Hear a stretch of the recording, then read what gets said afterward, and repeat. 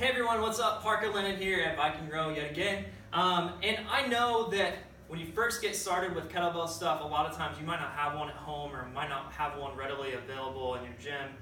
So I'm going to show you a couple ways that you can modify traditional kettlebell exercises with a dumbbell. We have pretty close to equal weights here, I think at 40 and 44. And it's pretty easy to modify some of these exercises, and I'll even show you a more advanced one that you can do with just a dumbbell instead of the kettlebell. And I know I'd rather have a kettlebell because it's totally different in the spiraling and movement of it, but you can do it and pull it off with a dumbbell in the gym. So I'm going to show you those. All right, so your first one, traditional swing, right? You're going to go through, let's start from the high position, pull, load. So I'm getting that hip extension at the top, right? So if I don't have the kettlebell available, what I can do is grab a dumbbell. Now there are a couple ways to hold it. Some people cradle it this way. Some people hold it from the bottom. I prefer holding it from the bottom most of the time because I'm using heavier and it's really hard to cradle like a 90-pounder.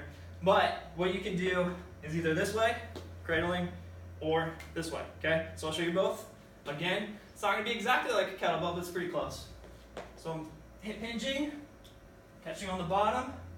This is actually a really good way to learn the movement, hip hinge, okay? So it doesn't swing as much, you're not getting a lot of backswing on it, but the next one you will. So if you do it this way, it's a little bit more advanced, holding it by the bottom, you get a really similar feel to the kettlebell.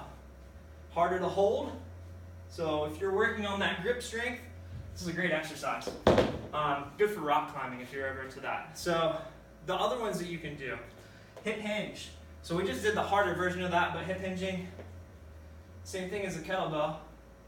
You're just falling forward, keeping that chest proud, about to here, pop up. So it's basically the top part of the deadlift. So that's pretty easy. And then I'm going to show you a more advanced one. So we have the kettlebell clean to press. You can do that with a dumbbell, and you probably have in a class before, but I'll show you here. So bring it through, clean, press at the top, and I would come to the bottom, switch to the other side. Cool? Well, I can do that same thing right here.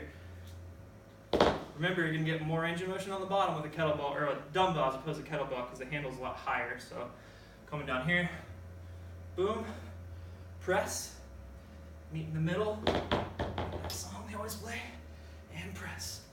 So a little bit different with the dumbbell, but you can see they're very similar movements.